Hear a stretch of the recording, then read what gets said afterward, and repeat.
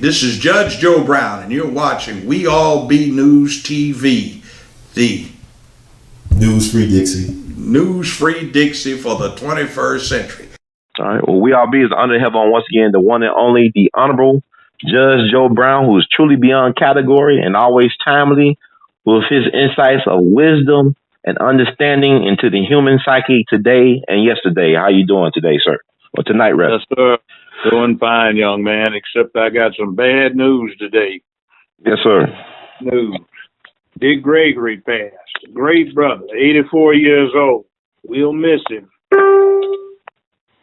Yes, sir. So could you share some insights about what made him so great, in your opinion? Well, see, he started off as a comedian. And one of the more interesting ways of learning about human nature is to see human nature through the eyes of a comedian. And some of the things that they would say, some of the observations they would make were capable of giving you a profound insight into human nature. Richard Pryor, GREgory, and a few others I can think of were some of the great ones. Now, GREgory kind of dropped out of the entertainment business to get political. And I remember one of the more interesting things I've heard people tell me about in life was when he was regaling a bunch of us with tales of the march through Selma and what the state police and the local police were doing. And it was downright comical, but it was, you know, very, very deep what he was talking about. So he was there during a lot of this civil rights stuff, and he was there when we switched over in the mid and late 60s to militancy. In other words, no more getting down on your knees until somebody beat you about the head until they felt guilty about it. But hell no, this isn't going to happen anymore. You do this again, try to touch one hair, and I'm taking you down, or at least going to play kamikaze on you. So he went through some transitions, and he wound up knowing a lot of people in America. His acquaintances were eclectic. Muhammad Ali, from the great Ali to Larry Flint, publisher of Hustler magazine. He was there with a lot of people, and he was always politically involved and always had a great deal of insight. And I know you interviewed him several times. Yes, sir. So he's always been worth listening to and always can tell you something about reality. So he'll be missed. But he had a great run through life. He did. Do you have any favorite GREgory moment you'd like to share or anything? Told you one. Like we were down in Selma, Alabama, commemorating the anniversary of that march, and when he was telling us about what it was like to be there. You know? Oh yeah, yeah. I'm still trying to process it, Judge. I'm still trying to process that he's gone. I think it's like, man. But I want to ask you, go ahead. I didn't mean to cut you off, Judge. Go ahead. It's just like, wow, you know, it's hard to cope with some of the people that have left us. Right. You know, I can remember when they televised Ali's first championship fight when he beat Sonny Liston. You know, and how we all talked about it the next day. And then when he took the stand that he did against the war, you know, and then he came back, it was hard contemplating him being gone, you know, when he left us a little while ago. Right. It's like you transition through life and you get past a certain point, you start seeing people that were just, you know, pillars of your existence, and they're not there anymore, and it feels kind of weird. So he was one of the greats. That's all I can say about it. You know, it's kind of hard not to get a lump in your throat when you think about him. Yes, sir. But also, I want to ask you too about it's something that's dear to your heart as well. His involvement as a pioneer in researching assassinations, particularly JFK's and Dr. Martin Luther King's Jr. What are your takes on that? Because he had, did a lot of work in that field as well as researching. Yeah, he did. We've had many a conversation about those things, and including particularly the King assassination that I got so caught up in. Mm-hmm. Interesting. I probably saw more of the record than anybody alive now, and I find it strange that the media has never contacted me to talk about it. Mm. And GREgory did, and he published a few things recently that shed light on some things that were going on. So we talked at some great length about the assassination of King and how James Earl Ray was not the culprit, and the FBI was implicated seriously in it, and who within the civil rights movement was implicated in being the inside man to help set him up. So we talked about a lot of things like that. So what do you think about some of your views on what happened on April 4th, 1968? Like, what was his thoughts about? I know you said that the shot came from the fire station, correct? Yeah, shot came from the fire station, not the flop house, not the bushes. And Memphis Police Department, by the way, in their homicide file, conclude the shot did not come from the flop house. They also concluded Ray was not even in Memphis on the day of the assassination. And for those who have not heard me say anything about it before, I'll just be very brief. King got shot by a two-man hit team from the fire station dormitory cafeteria. They used an XM21 7.62 NATO caliber rifle. It was a converted M14 with a special barrel. They made 63 of those, and the ballistics of the slug they took out of King's body matched the ballistics of that rifle precisely. Also, the ammunition type matches what they pulled out of King's body. The FBI got 5 of these weapons on invoice in late December 1967. The Defense Department wanted them for Nam, and they demanded them back. And in April of the year, the FBI did an inventory, and they were only able to produce 4 of them, claiming that one of them had been misplaced. Wow. And what I like about you, Judge, and also about Baba GREgory was the fact that y'all was able to do this type of work, this type of investigative work, and still have your credibility, and yet still able to make a living some type of way. I mean, y'all both well known and popular among the masses, but the powers that be could not shut y'all down all the way. I know I talk to people all the time. They have a fear to speaking truth to power. A lot of people. Like I was talking to, go ahead.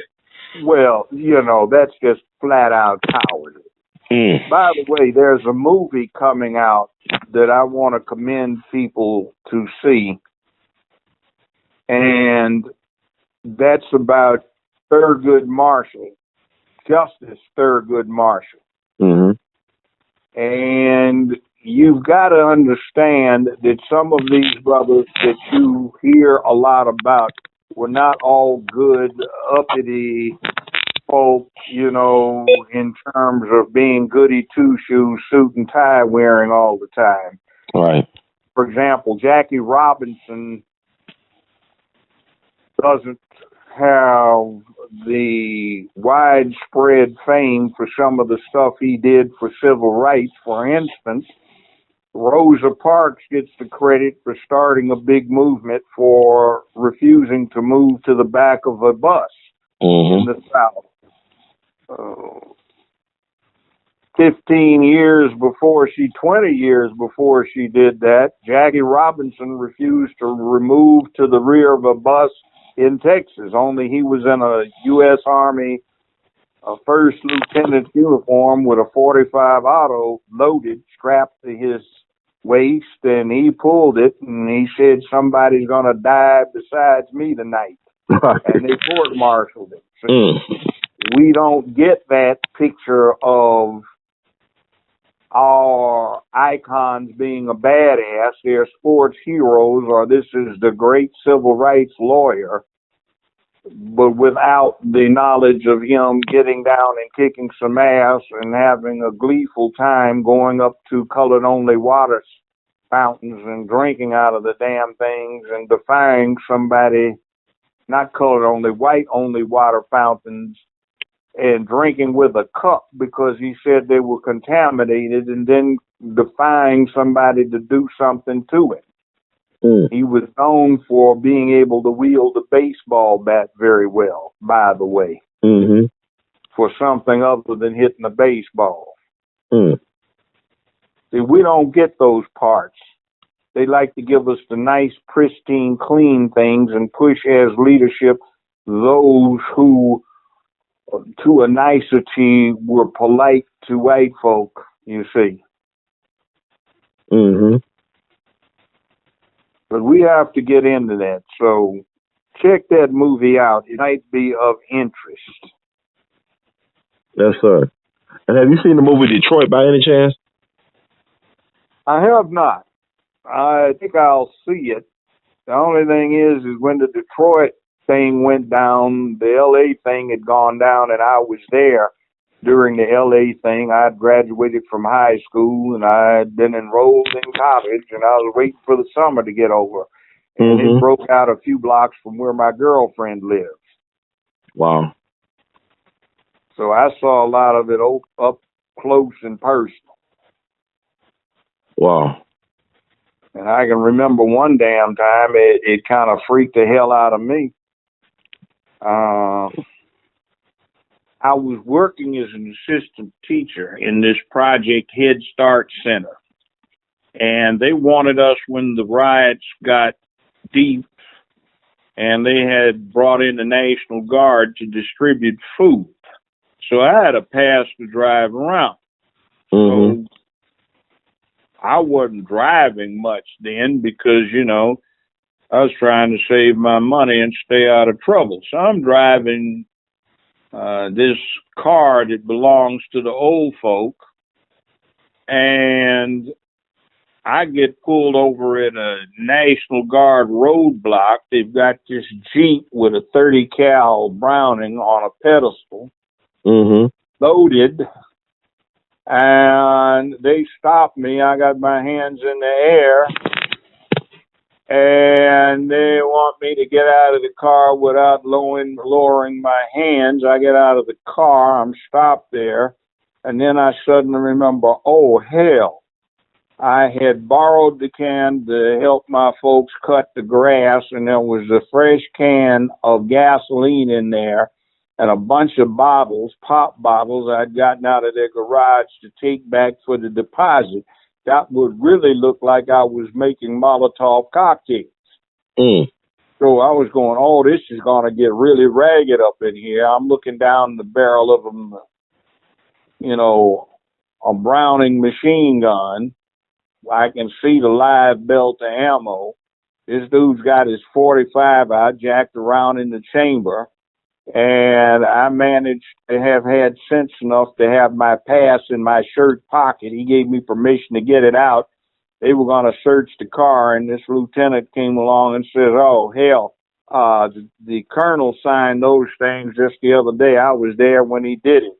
Let him go. He's all right. I said, oh, man, you better believe I got 28 miles outside the riot zone, unloaded that gasoline and those empty pop bottles. You know, that would have been real ragged.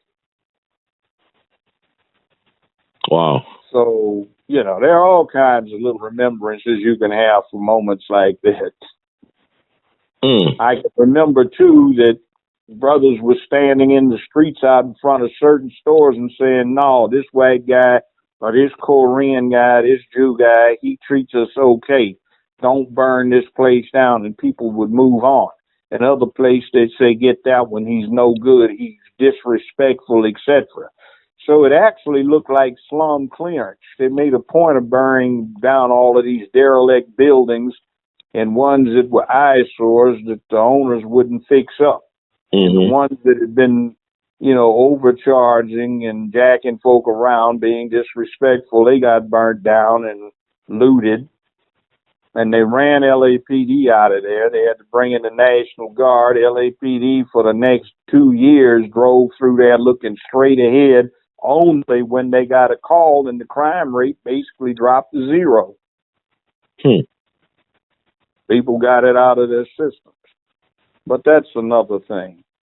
Wow. That's ancient history. So, I might see that. I'm probably going to see that movie, but, it's kind of, I was there, hell. Right. So, looking at somebody 50 some years after the fact coming up with a movie about it, and they got a white woman doing the movie, it's like, okay, that's from an entirely different angle than I imagine I was looking at things when they were contemporaneous to my reality at the time, Mm-hmm. Wow. So let me ask you this. Let's talk about what's going on right now.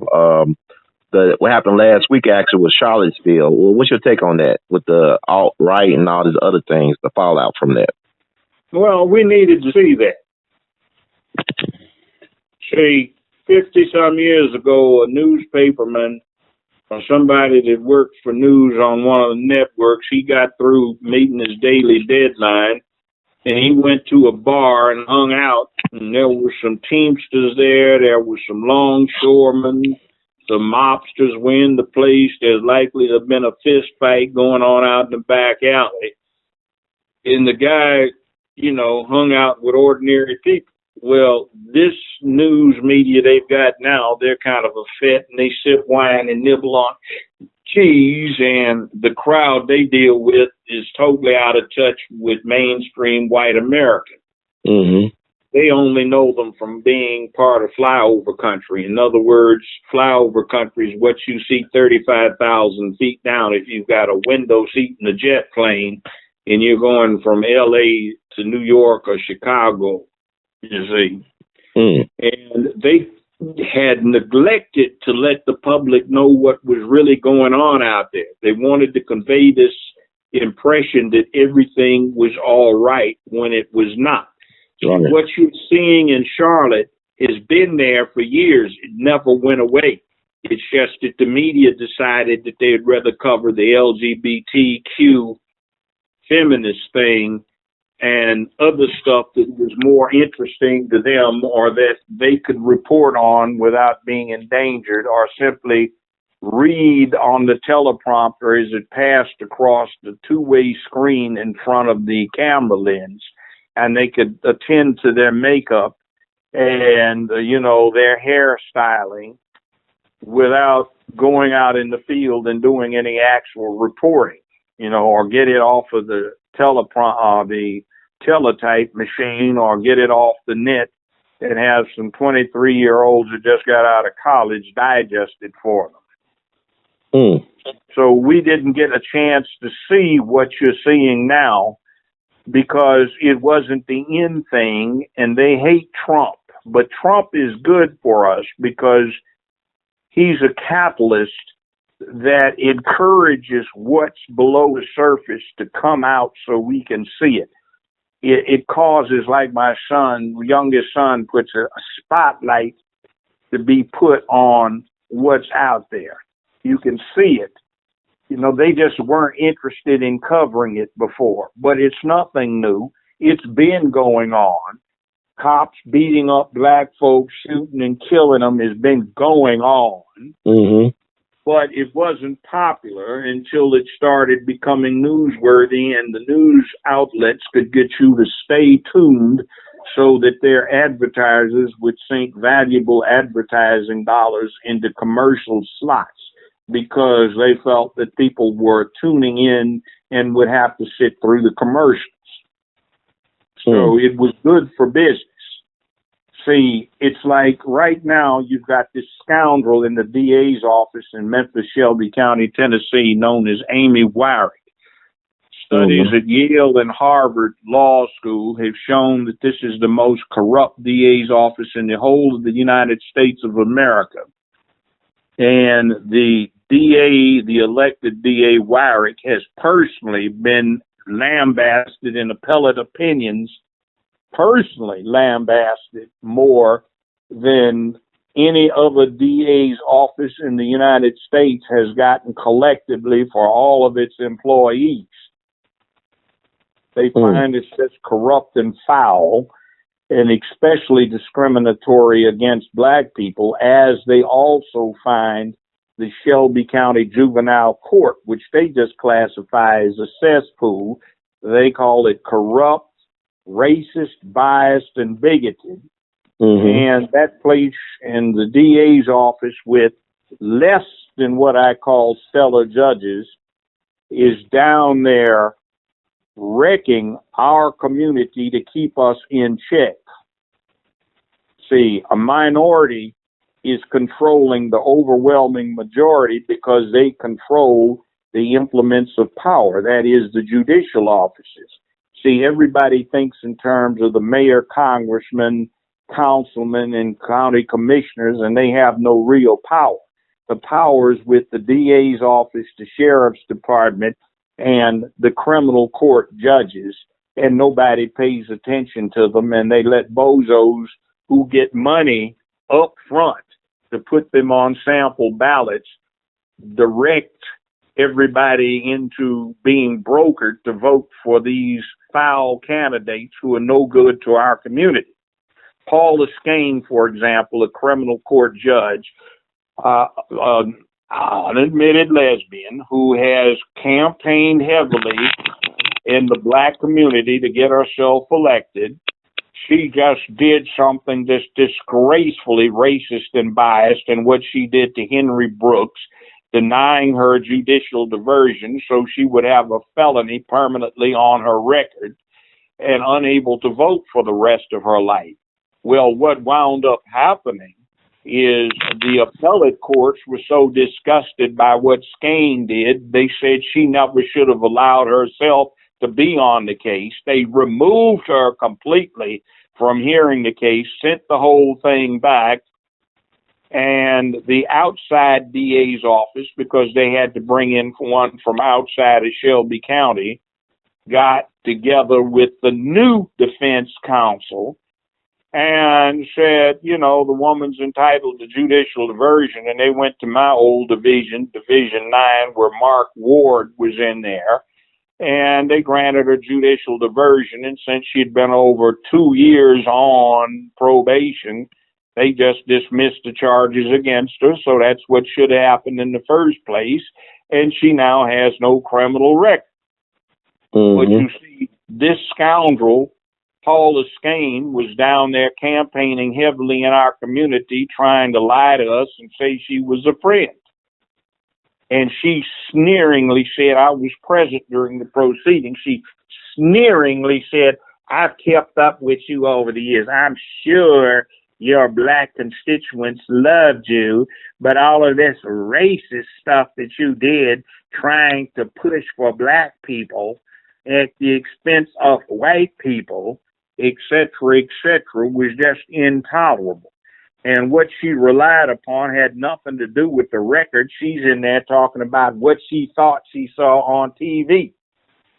You know, and that's what we have down there. And another thing, for example, simple possession of marijuana, the stuff they're trying to legalize in a lot of states. In Shelby County, it's interesting, the arrest rate is about 50-50 for young whites and young blacks.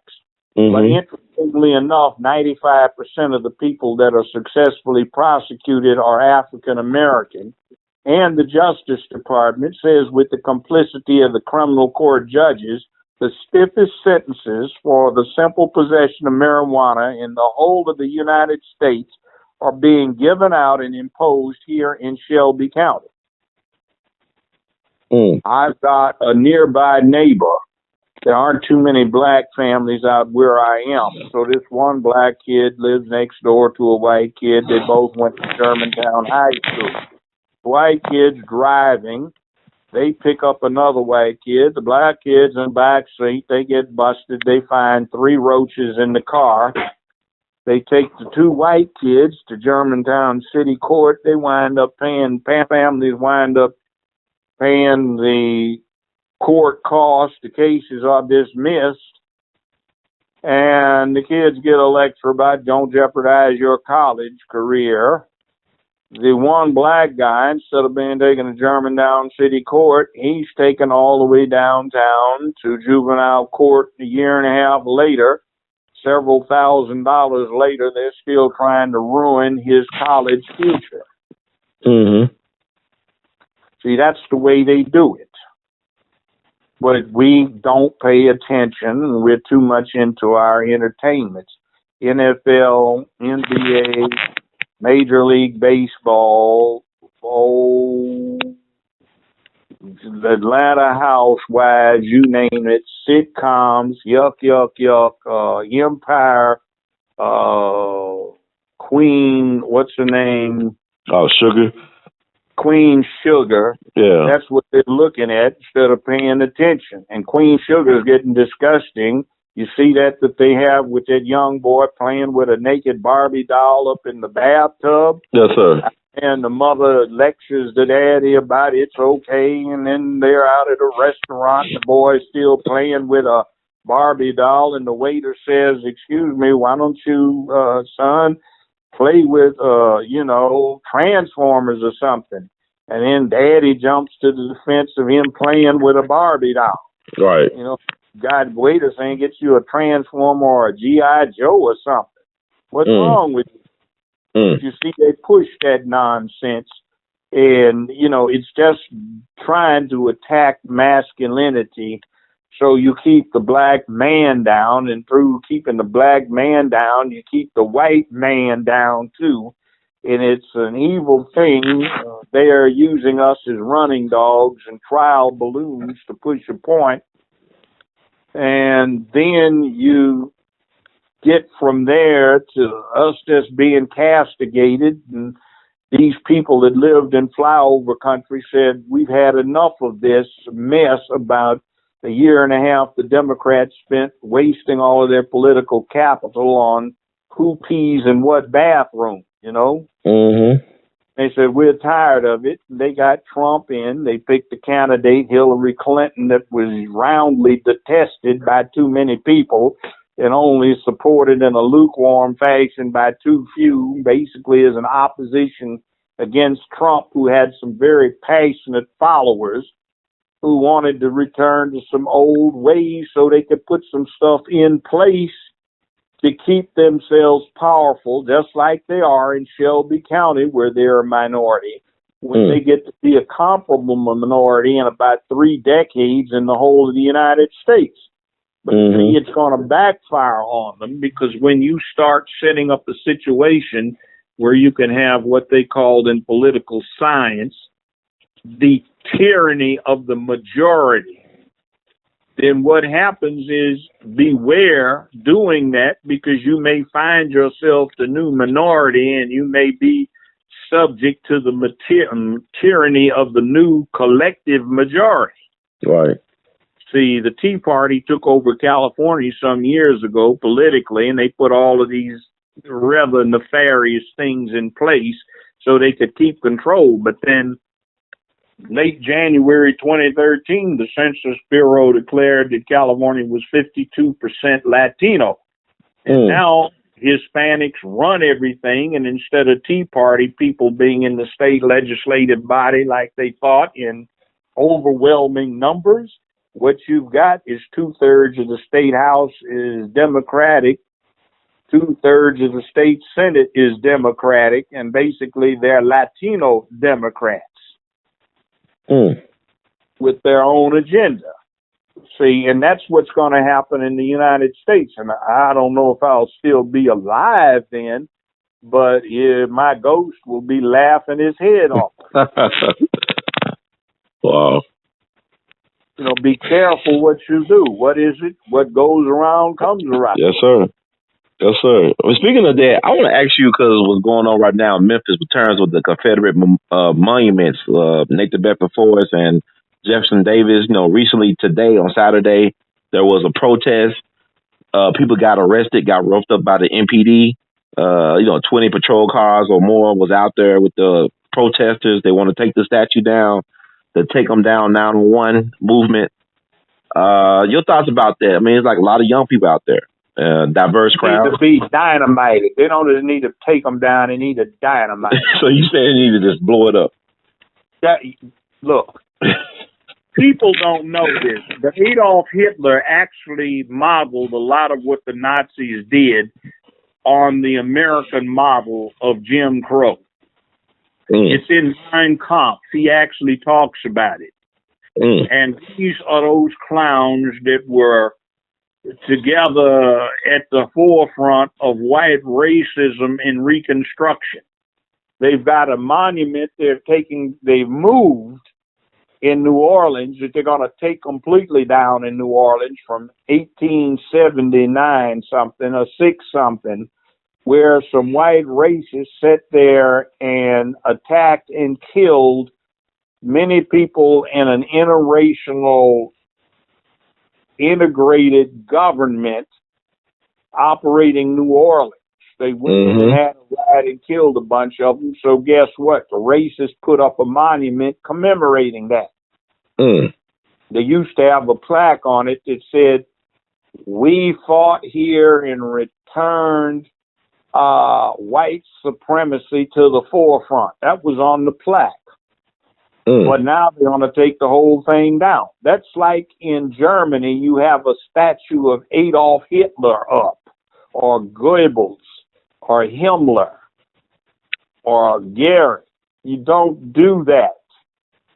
But we have President of the Confederacy, a traitor who committed high treason against the United States.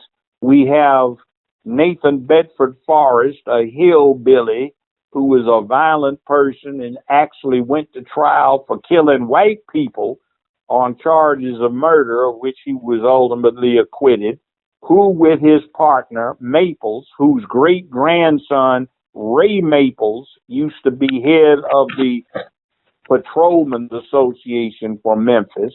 He and Maples operated the biggest slave trading business in the whole United States at the time, before the Civil War. And they still have a commemorative plaque up right across from the civil courthouse on Adams, downtown Memphis. And they've got a statue of Andrew Jackson, a president. Andrew Jackson was charged with murder on 4 occasions for being involved in duels. He also was known for locking up black runaway slaves and their children and their Native American wives when they mingled with the Seminole Indians down in Florida, and setting fire to the wooden stockades that he locked them up in and burning them to death. But we've got a statue of him in front of the civil courthouse. I guess you can't do anything about him because he was the president of the United States and his ugly picture is on $20 bills. Right. Wow. And by the way, as a replacement, if they want to put a replacement on there, why don't they put Frederick Douglass's picture on there? Well, I would think about, just trying to correct or right wrongs, or, I mean, like what Donald Trump said last week. Where does it end, though? Do we go all the way back to George Washington, because he was a slave owner, and Thomas Jefferson, take their statues down, their monuments down as well? Where do we draw the line when it comes to these monuments? Well, the point of it is they did not commit treason against the United States. So it's a double thing. They fought the United States to destroy the Union. They did it to maintain the horrendous institution of not just slavery, but chattel slavery, which means the slaves were considered to be two-legged cattle. Chattel is a French word for cattle.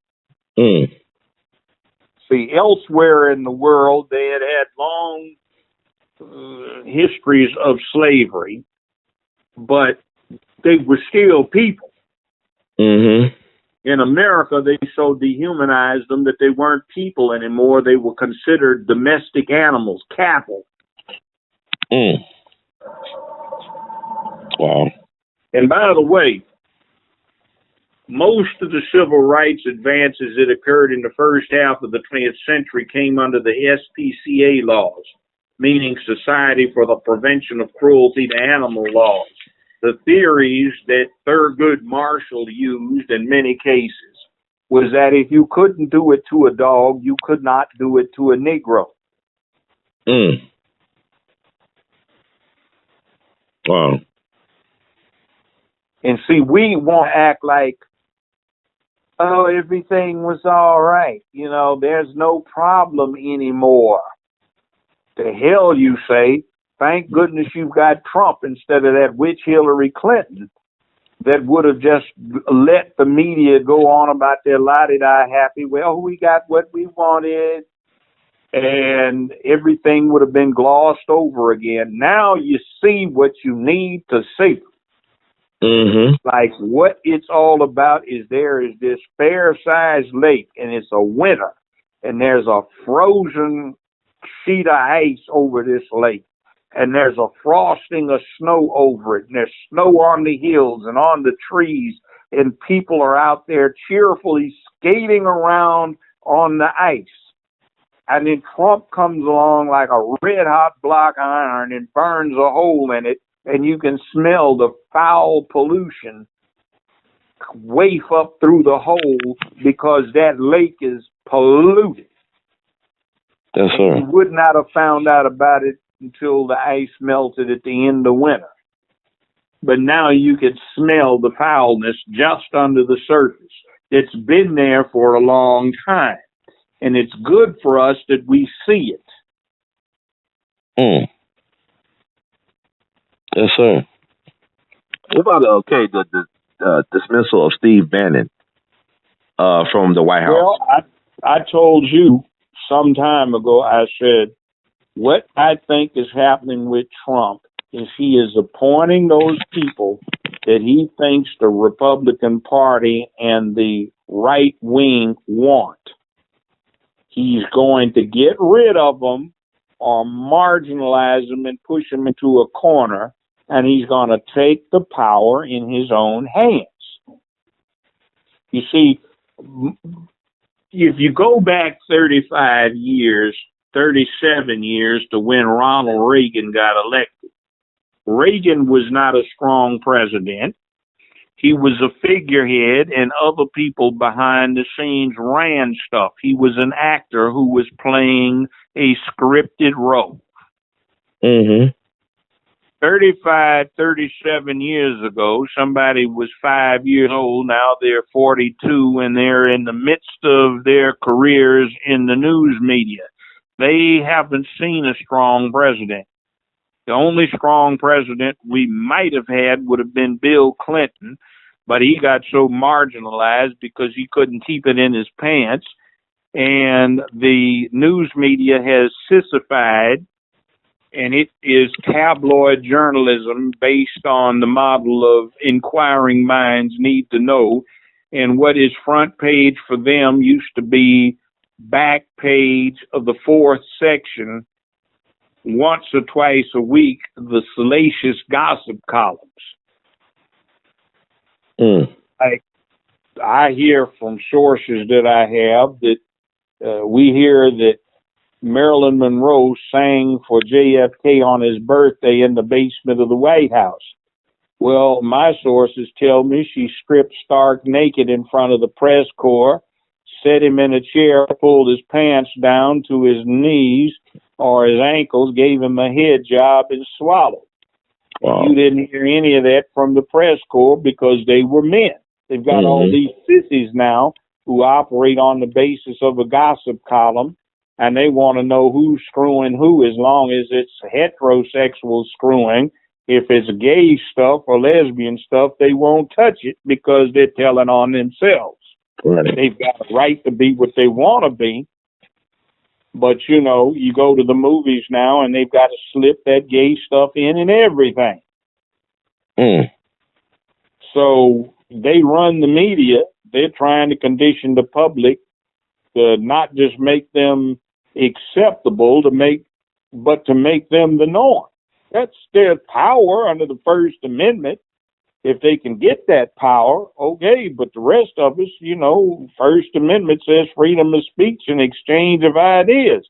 Right. That might not be a good thing. You got a big part of the population based around traditions and a culture that advances procreation in the next generation.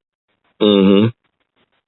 Courtship, human mating, bonding, and human reproduction and the raising or rearing of the next generation of humans. But you've got a group here who are not into that. Yes, sir. So, you need new replacement generations of humans. Like I just said, GREgory just passed on. Right. We die after a while. We're not immortal. So you can't start basing your society on a procreation free institution at this point, which is where they're taking it. Mm. So there has to be a balance. Wow. But, that's neither here nor there. That's politically incorrect. But let me make it clear, under the Constitution and the First Amendment, you have a right to be as gay as you want to be. Mm-hmm. I just would say under the First Amendment, the rest of us have a right to say, okay, fine, do what you do in your bedroom, but when you start changing public policy so that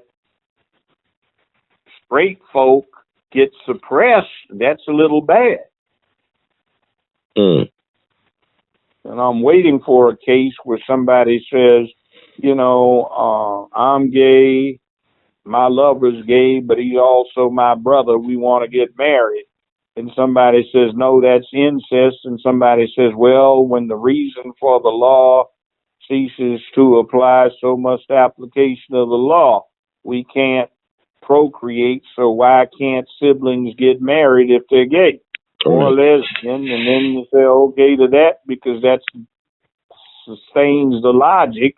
And then what happens when somebody starts saying, equal protection?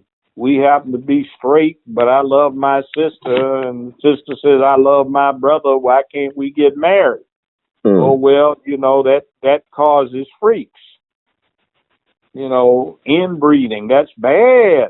Look what happened with the pharaohs. But, you see, you start down a slippery slope. But people have rights. So, it's all a matter of policy. Somewhere there has to be a balance. Mm. Yes, sir. And speaking of that, there's a couple things I want to touch on, but getting back to this Confederate monument thing down in Memphis. Now, I had came up with an idea. I had started a petition on Friday to try to get the Memphis International Airport renamed after Jimmy Lunsford and Luke Weathers Jr., the Tuskegee Airman, and the first air traffic controller in Memphis. And I think these guys, you got a lot of airports in the country named after black people, but both of these men were actually aviation pioneers. What do you think about that idea, to rename the international airport? I think that's an excellent thing, and I'm waiting for somebody to name something in aviation after Roscoe Brown. Okay, who's Roscoe Brown? You don't know? No, educate me. Roscoe Brown is still alive. He was a captain in the Tuskegee Airmen. Okay. He also retired as a professor emeritus at New York University. He was still running in the New York Marathon as old as 86 years old. He's still alive and kicking. He's a nice brother. But guess what his status is? After going through the Luftwaffe records that they got from East Germany after the wall came down, washing everything through computers and all of that, they've been disallowing these claims that some of the white aces made in World War II, because they claim they shot down 3 times more aircraft than actually got shot down. When they have run them through computer, guess who's the second highest scoring ace in Europe in World War II in the U.S. Air Force? It's Captain Roscoe Brown of the Tuskegee Airmen, Professor Emeritus, New York University. Wow. So they named an airport Butch O'Hare in Chicago. Right. So how about giving some respect to the brother? They keep showing pictures of his airplane now. It's P-51 with number 7 on the side, red tail of P-51D. The commanding officer, Benjamin O. Davis Jr., was flying it in a formation with the other wing leaders for the 15th Air Force, but the bottom line is it was Roscoe Brown's airplane. So you don't even know who this is. Wow. But they have movies about the Tuskegee Airmen now and documentaries, but they haven't done one on Ace Roscoe Brown because they don't know. Is he from New York originally? Like, where is he from originally? Well, I don't know where he's from, but I've spoken with him and some. He's a nice brother. I got up one time, they had me talking in Harlem, and I'm talking to all these gangbangers, and they think they're going for bad. And I said, I want to introduce the baddest man in this room. He is officially now credited with killing 18 people. Now, ain't a bunch of you doing it. And somebody said, that's a bad dude, man. What'd he do? How much time he serving? I said, he's not serving any time. He's a hero. I said, but he did it at 30,000 feet where the temperature was 70 below zero Fahrenheit, 450 miles from home base. And he did it with 50 caliber machine guns against cannon. And he was shooting down Messerschmitts. He shot down 2 German jet planes, Me-262s. What, man, this dude a pilot, man? Yeah. Who's this dude? Then I said, Captain Brown, Professor Brown, would you stand up? He's 5'6", light guy with a good sense of humor. I said, wave to the crowd. I said, this man's got more confirmed killing than you can think of. Wow. And ain't none of you got the balls to have a gunfight at 30,000 feet with machine guns, going 400 miles an hour. Wow. That's who Roscoe Brown is. Man. And by the way, when they did this movie, Red Tails, at the end, they've got all of the survivors in 2 columns. And right in the middle, at the top of the 2 columns, they've got Captain Roscoe Brown, because he was the high-scoring pilot in the unit. And guess what else about the Tuskegee Airmen? What? Out of the whole United States Army Air Corps for the last 9 months of the war, when they got into fighting war, they were the high-scoring U.S. Army Air Force fighter unit for the whole Air Force. And they have another thing. Their job was bomber escort. They never lost a bomber to air interception. Some of them got shot down by flak, but none of them got shot down by German or Italian fighter planes. They had a bunch of Alabama and Mississippi bomber pilots who didn't know they were black. And one time they had a mutiny. They refused to fly a mission unless they were escorted by the Red Tails. And then they found out they were colored. Negroes, as we like to be called back then. Man, that's a lot of history. Roscoe Brown. So people gonna be definitely scouring the internet to find more information on this brother. There's so many of us like that. There's so many hidden figures. Roscoe Brown. Say it again, Judge. Professor Emeritus Roscoe Brown, New York University, yes, sir. Former captain of the United States Army Air Force, Tuskegee Airmen. That sounds terrific. I think I'm glad you brought them up because that's examples of people who made a way when there was no way to be made for black people. We found a way to make it. We're very resilient, very resourceful people.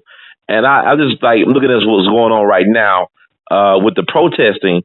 What do you think about protesting in general? You think it's effective to protest, to march? Is that an effective way to effect change in your opinion? Actually, it's a precursor. Okay. See, change doesn't happen in America until there's violence.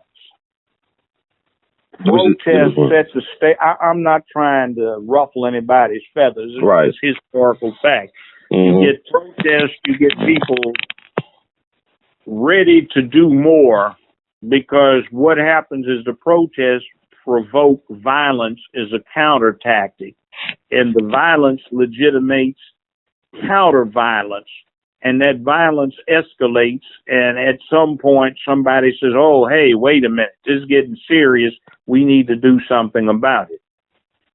I had the opportunity to work for a Washington, D.C. think tank back in 1972. Mm-hmm. And we were doing a report for a congressional committee. So one of my assignments was to go over the congressional record and make a determination of how much impact the civil rights demonstrations had on civil rights law. Specifically the Voting Rights Act and the amendments to the Civil Rights Act that came in '68, and also Johnson's modification to the Civil Rights Act that he drew up, saying Kennedy's was too weak. And we went through 55,000 pages of documents. That's the congressional record. We found less than 6 pages devoted to peaceful demonstration.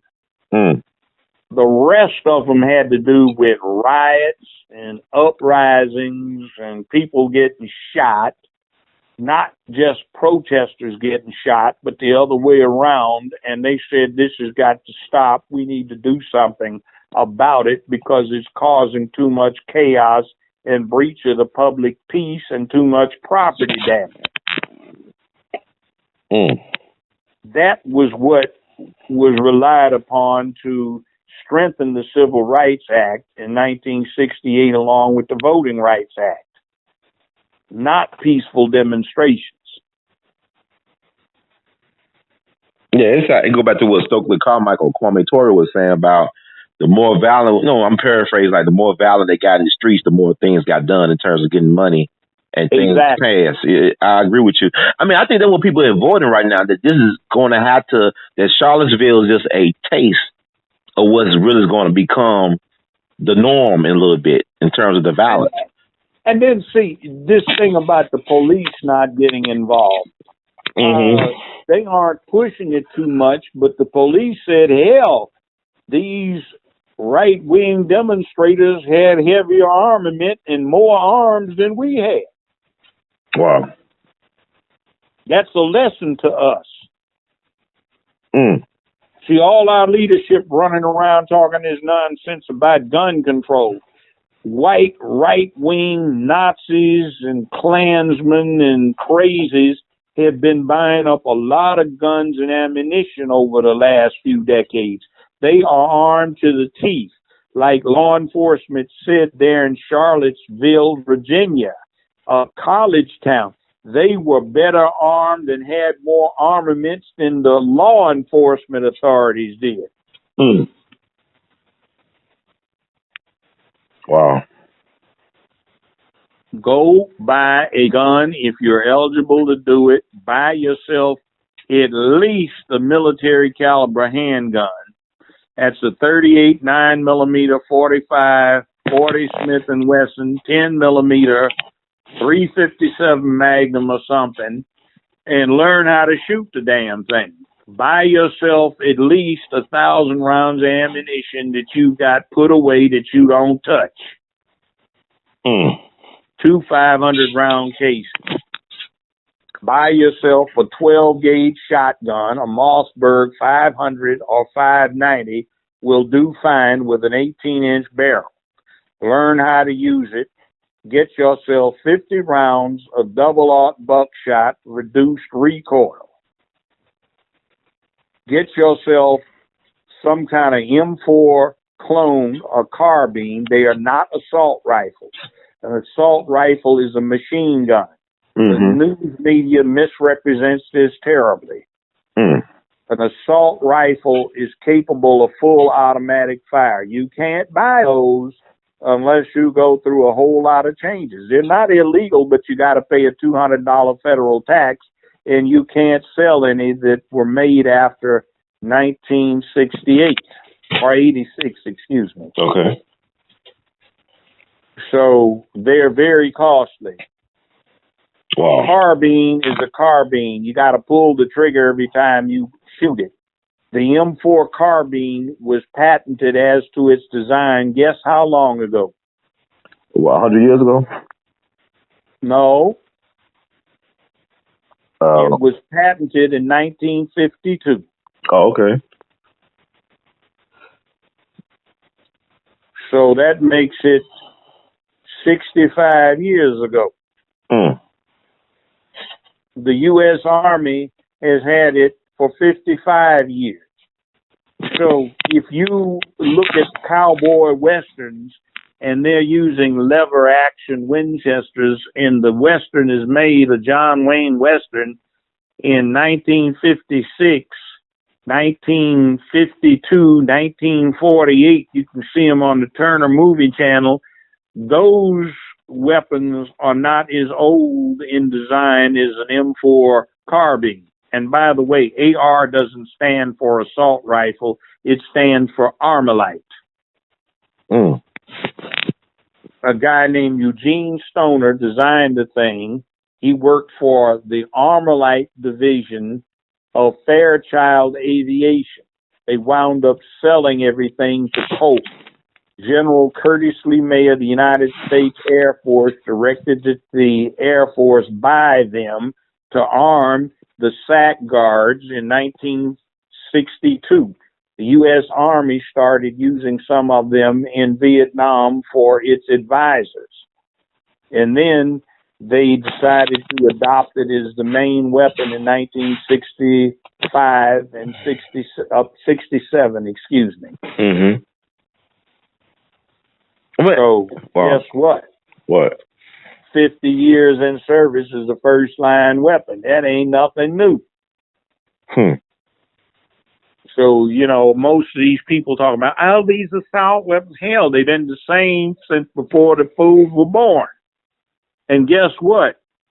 They've been selling semi-auto, full-caliber rifles for the last 100 years in the United States of America, and they are ubiquitous in hunting fields.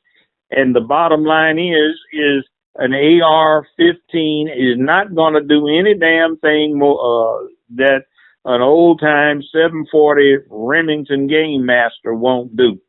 And that came out and has been selling to the public since the 1950s. Or a Remington Model 8 that's been sold to the public since 1902. Wow. So every time you pull the trigger, it fires. But oh, they lucky evil. Bunch of nitwits that don't know anything. And Curtis LeMay, was he scared? Now, was Curtis LeMay the guy who basically firebombed Japan back in the 40s during World War II? Was he did. He was a nut. Was he crazy? Would you call him a psycho?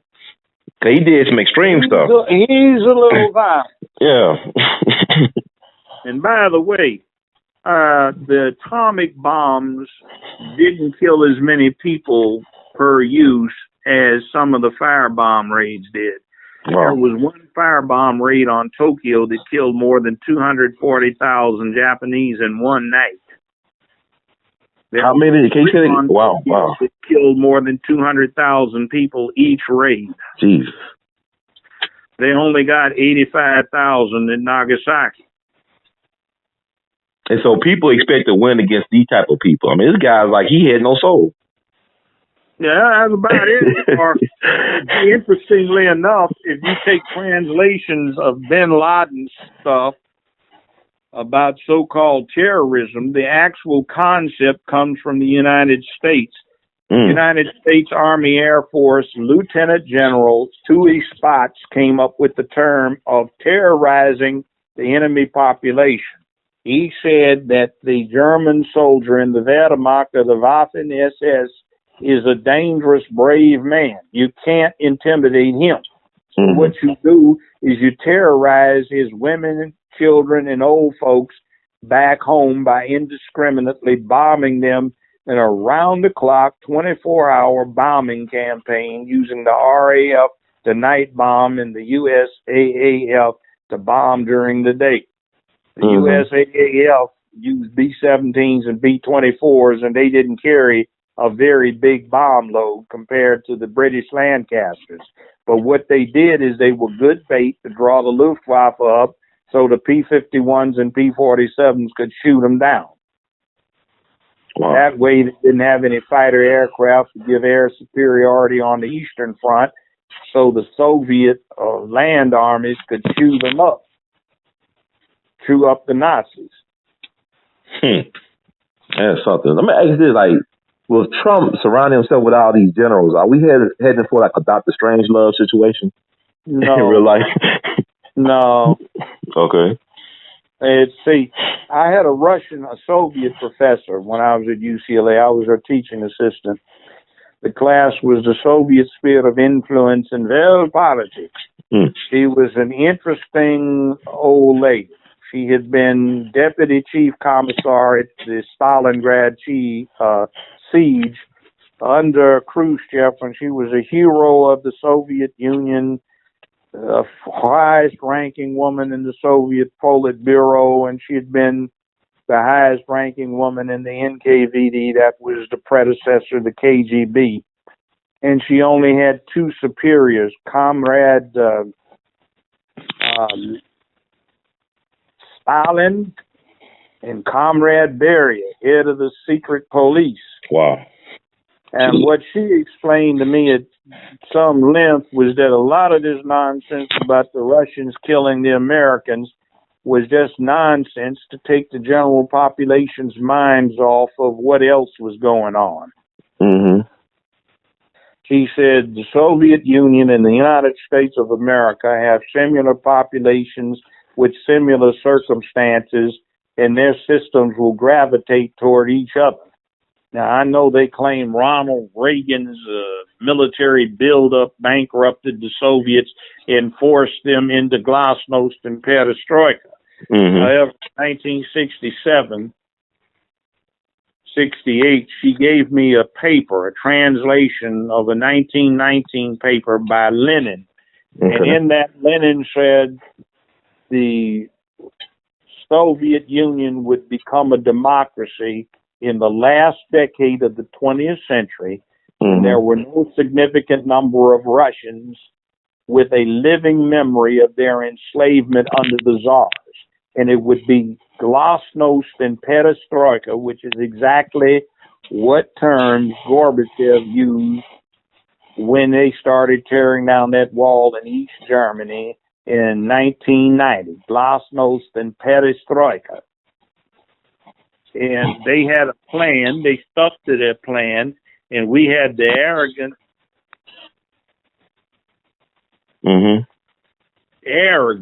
attitude to claim we did what they had planned to do for 70 years.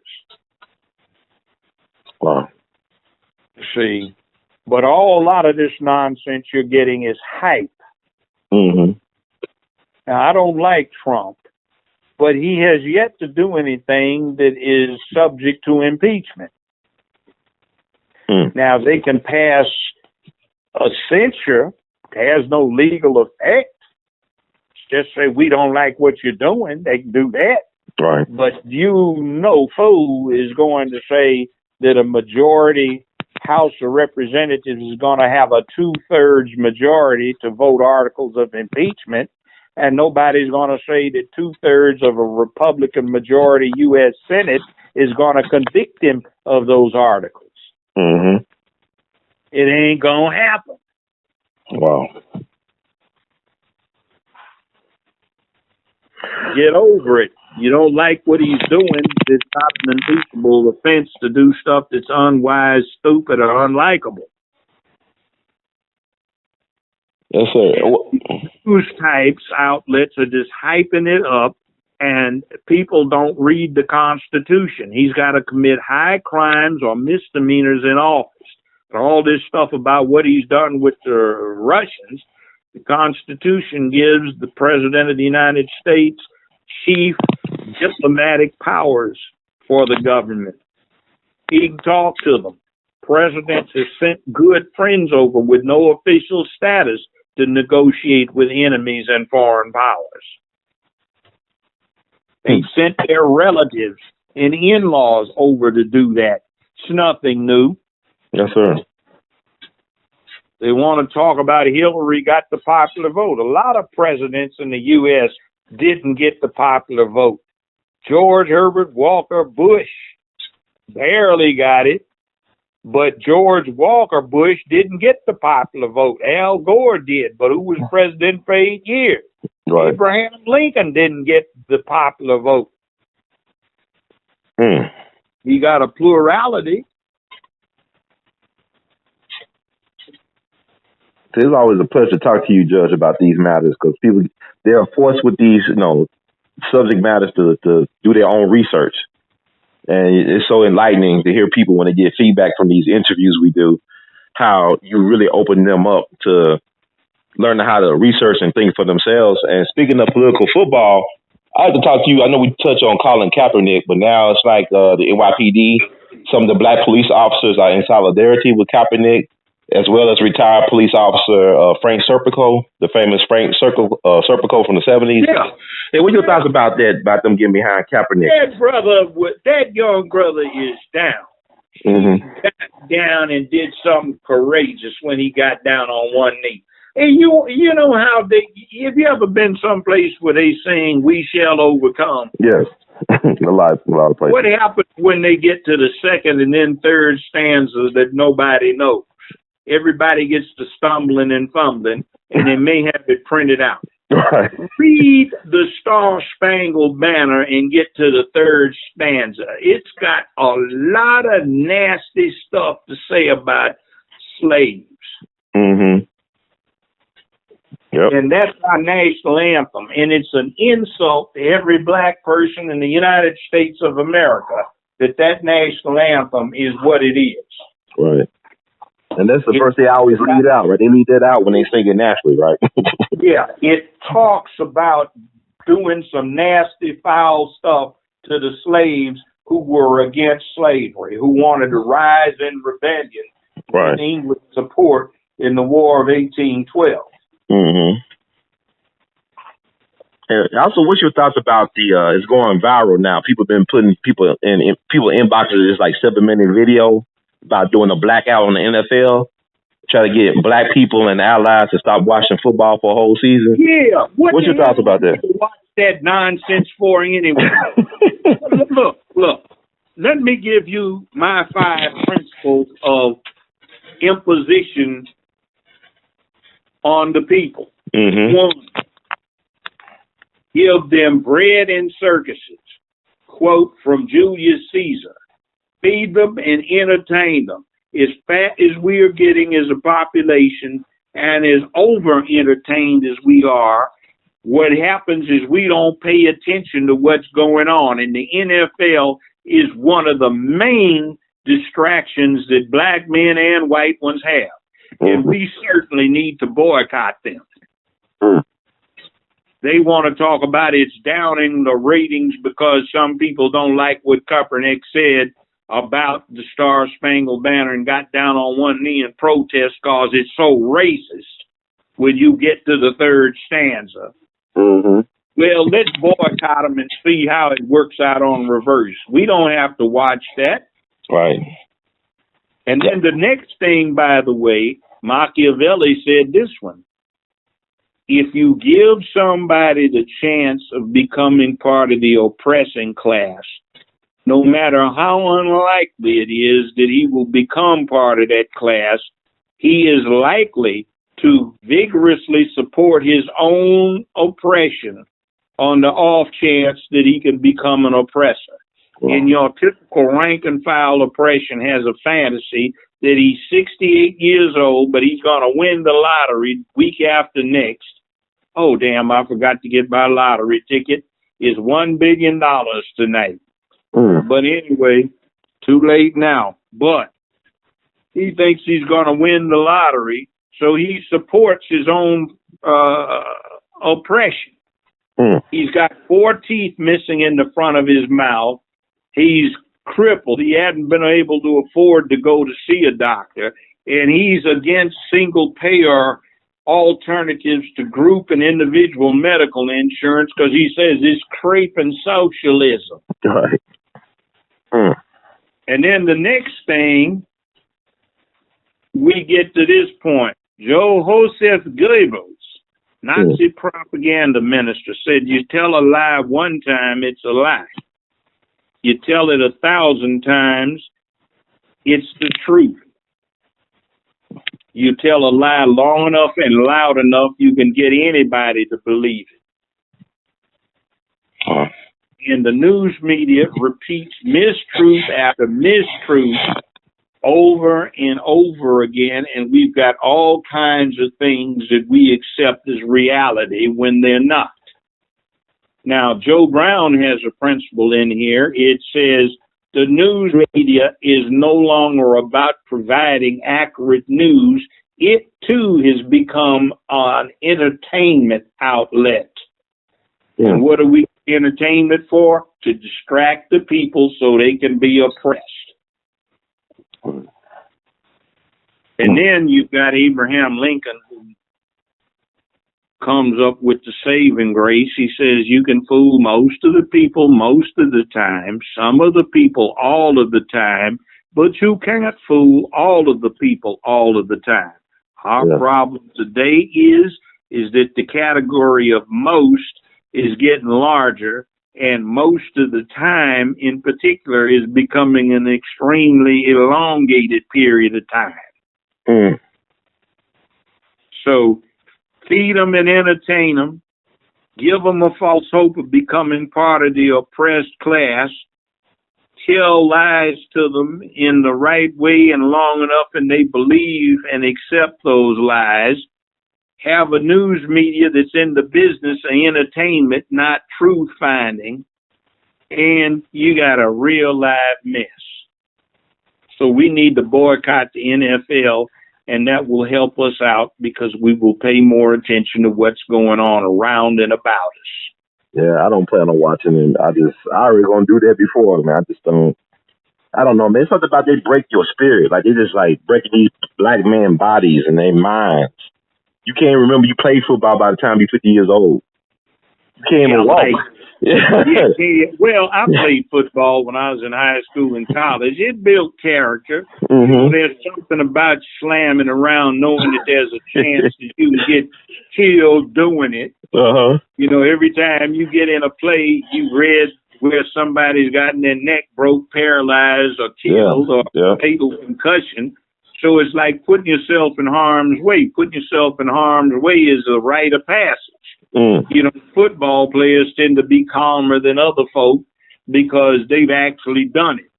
See all these clowns up in the stand half naked and it's 10 below zero and they got green and purple body paint all over looking like freaks yelling, kill, kill, kill because they're displacing.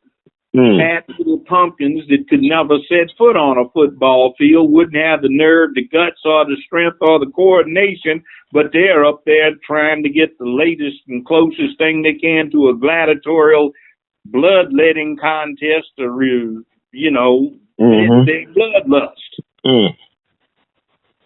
Wow. It's actually kind of gross to watch it. Like, well, they shut up and sit down and watch the ball game. I hear what you're saying, but you don't think with the CTE stuff coming out now that most of them, you know, it's like they are affected by CTE, that it might end up banishing football, or you think that's not really? No, they're not going to banish it. Just like they didn't banish boxing, and boxing got more violent with cage fighting, full contact cage fighting. Right. See, you pay these people enough money to risk their life. It's a gladiatorial contest, and the public wants its bloodlust satisfied peacefully so they don't go out and half kill each other. It's a release for their frustration and aggression. Well, so they get paid enough to put it on the line, just like a heavyweight or a lightweight or welterweight boxer does. Well, and speaking of boxing and cage fighting and whatnot, what do you think about the McGregor and the brother named Floyd Mayweather fight. I mean, it's funny how all this stuff is coming about now. It's like the country is very racially polarized right now. It's on edge, and everything is very tense. I've been in downtown Philadelphia. They have a statue in downtown Philadelphia on public property of Rocky. Sylvester Stallone, because he was the great white hope. They couldn't find one for real, so they had to create a fictional one. That's been going on for a long time. Right. And James Brown sold his soul out talking about Papa got a brand new bag and I live in America so he could become mainstream with his boy Al Sharpton. Right. Wow. So, Judge, I mean, so who you think going to win that fight, though? What's your pick on the McGregor-Mayweather fight? Who's going to win?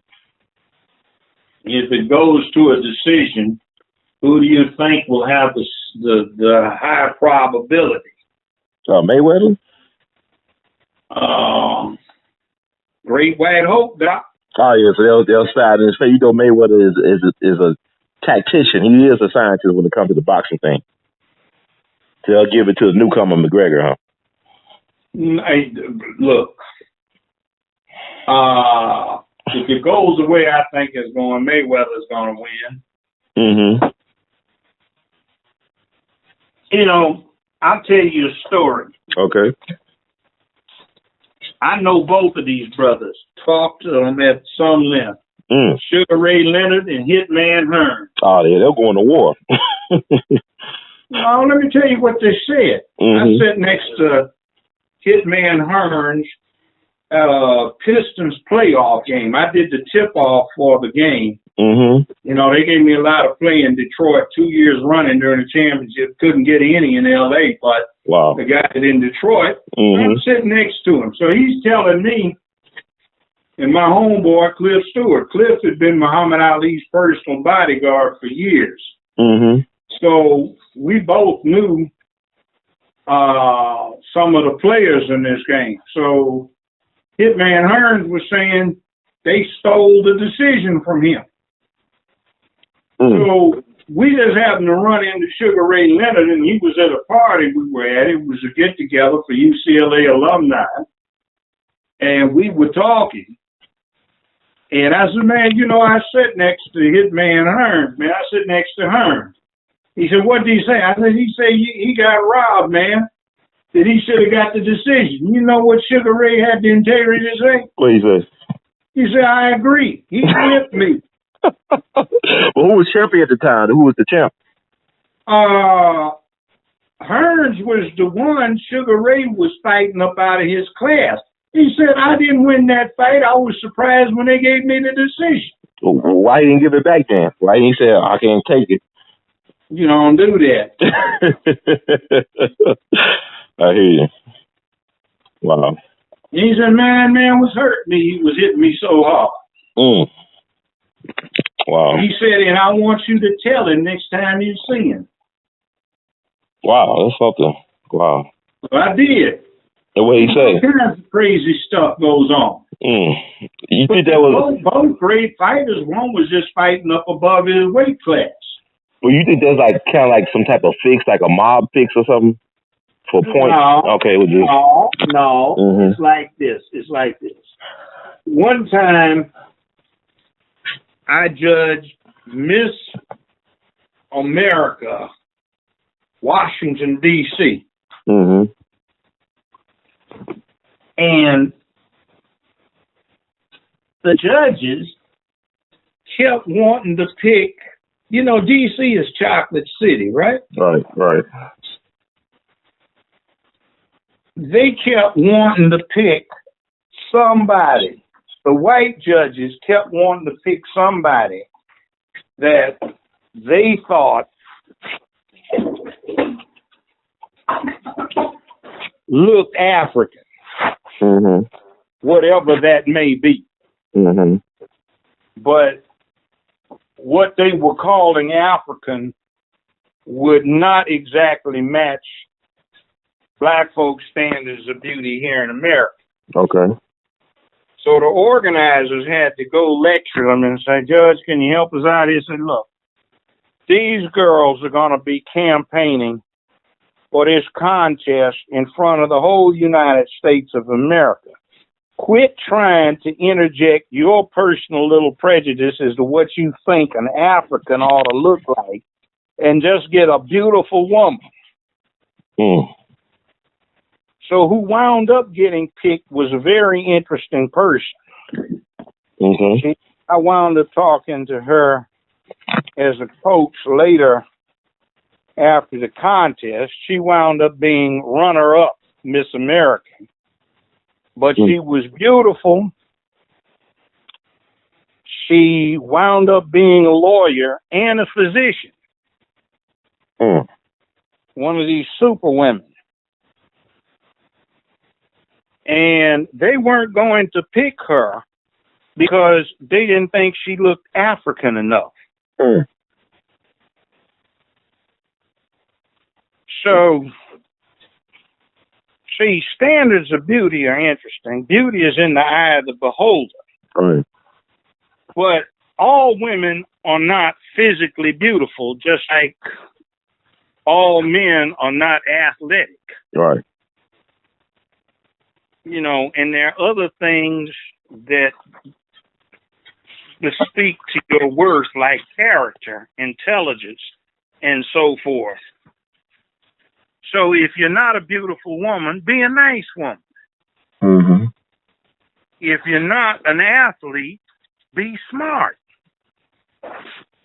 You know, be courageous. Right. There are all kinds of things that can establish worth. So right now there's a trend in the country to make everything beautiful, even if it's not.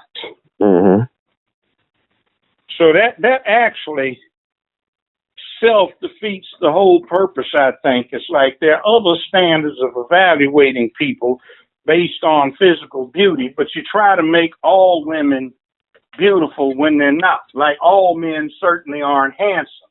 Right. Right. There's no getting around it. But there's a difference between being handsome and some people just got sex appeal. They got that magnetism about them. That, you know, all women don't have sex appeal. Right, I agree. But it's some pretty folks that don't got sex appeal. Some pretty women that don't have that magnetism about them. That's true too. Yeah. There's pristinely beautiful women I am well aware of. I know some of them. Drop dead gorgeous. Right. Not particularly sexy. Nice to look at, but then there's some you got to question like your taste in women, right? There's some women out there say, "What the hell? Why I'm attracted to them? They don't look pretty or nothing like that, but they got something about them." Exactly.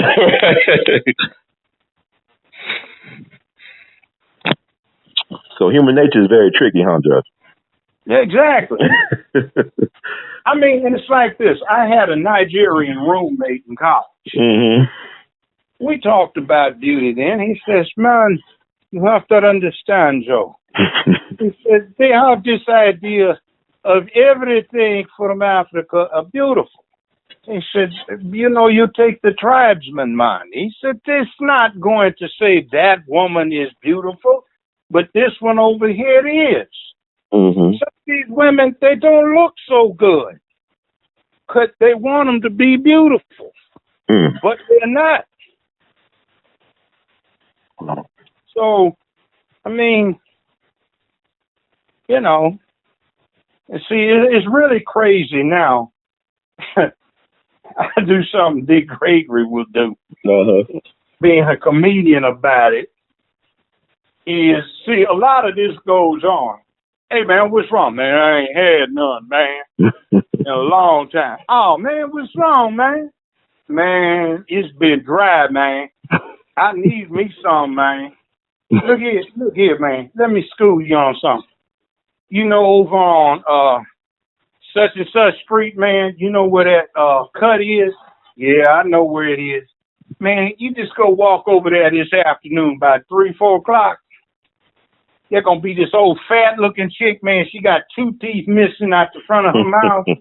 Man, all you got to do is look over across the street, man. Say, baby, you shall be fine. Don't get me wrong. I don't mean to insult you, you know. by being bold, but you fine, baby. I bet you get something for the days over. Days later. Man, you was right, man.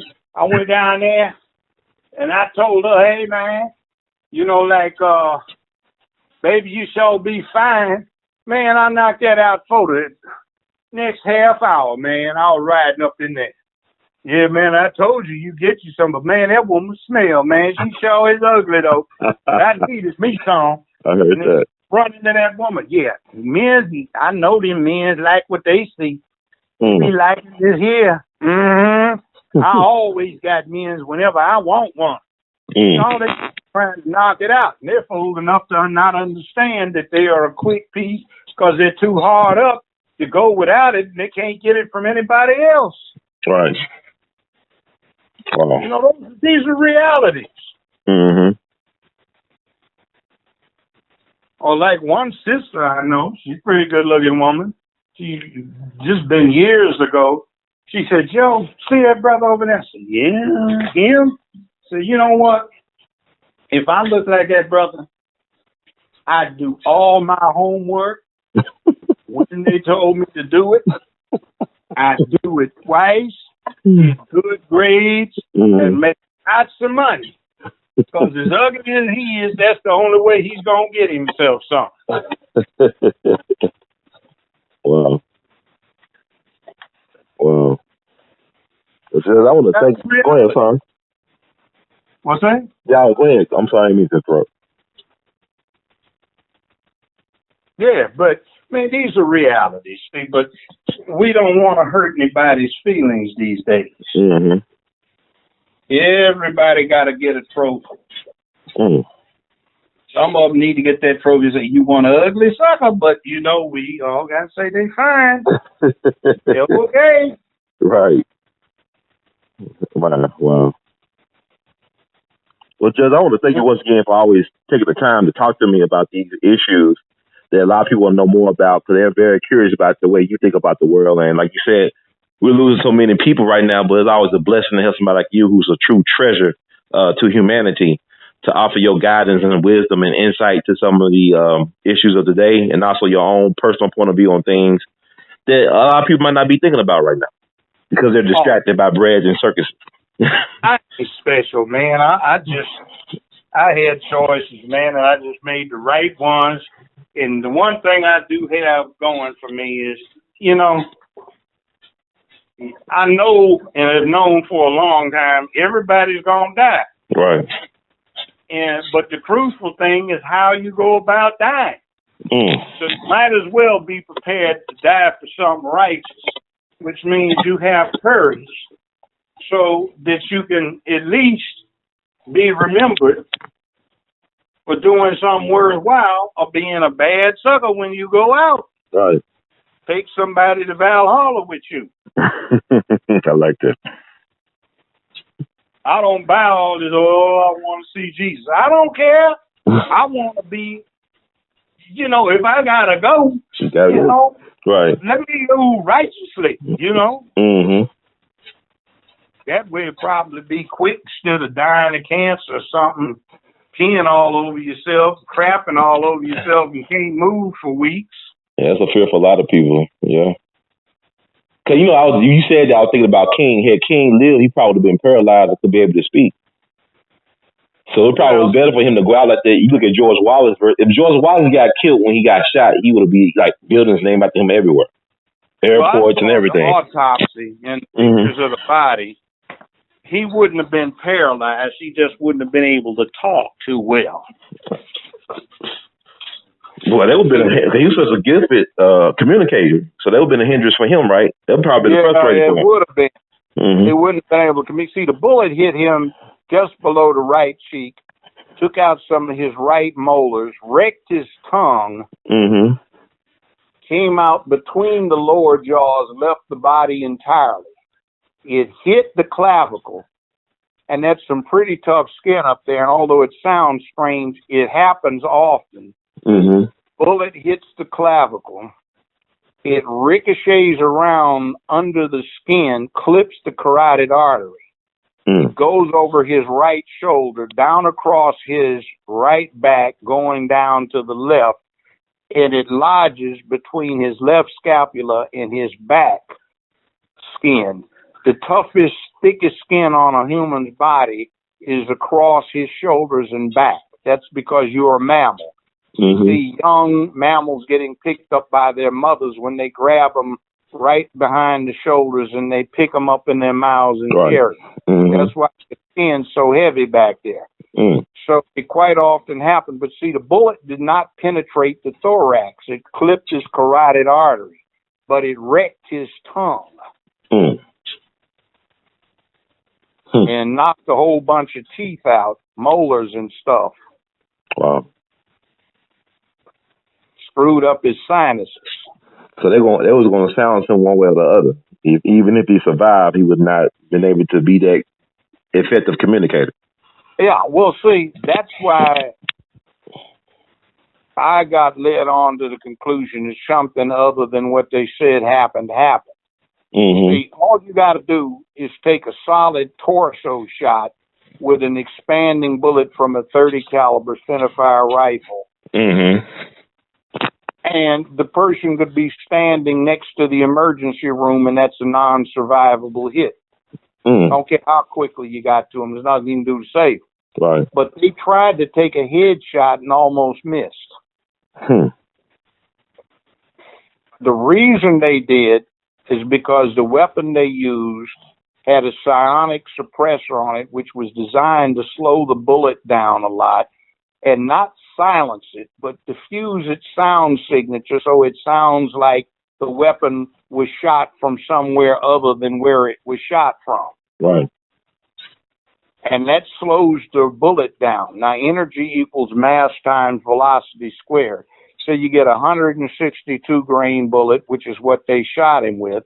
And if it's going 2,700 feet per second, like it would out of a full velocity 7.62 or 308 Winchester caliber, it's got 2,500 foot-pounds of energy. It slows down to a muzzle velocity of 1,150 feet per second, which is what was happening with this, and it has no more energy than, a 38 special. Maybe a 9mm. So you try to take the head shot rather than the solid torso shot because somebody might survive the torso shot with that.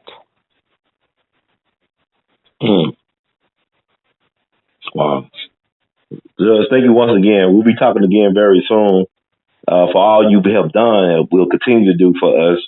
And we receive all those blessings from you. In the words of Great Duke Elton, we love you madly. Keep on producing and pushing. Yeah, that parting words for the day. Keep on pushing. That's right. Be brave, and you can only die once. Just die for some purpose. Yes, sir. If you got to. Yes, sir. And do what you know you are supposed to do, not what you are too scared to do, and not just what you want to do. Do what you should do. Yes, You sir. need more. Keep on pushing. Keep the faith. Struggle for the people. Struggle for humanity. You'll be all right. That sounds like words of wisdom. And also, are you going to check out the Eclipse on Monday? Are you into that Great American Eclipse? I've seen eclipses before. I'll probably try to check this one out. What time is it supposed to be? I'm not sure. I got to get my glasses or whatever the NASA-approved glasses are supposed to be. They're making a kill out with them. Somebody gave me a pair of those, but you can also take smoked glass, just hold it over a smoky candle. You can take thick, dark cloth and look through it, too. Okay. I guess as long as it's NASA approved. I mean, disclaimer, you don't want like people like say, "Oh, Judge told me to do this," and I became blind. But as a disclaimer, you can also get yourself a pair of welder's goggles for $4 or $5 if you want to do that. Oh, there you go. All right, Judge. Thank you so much. Take care, and you have a great night. All right, sir. Be good. Yes, sir.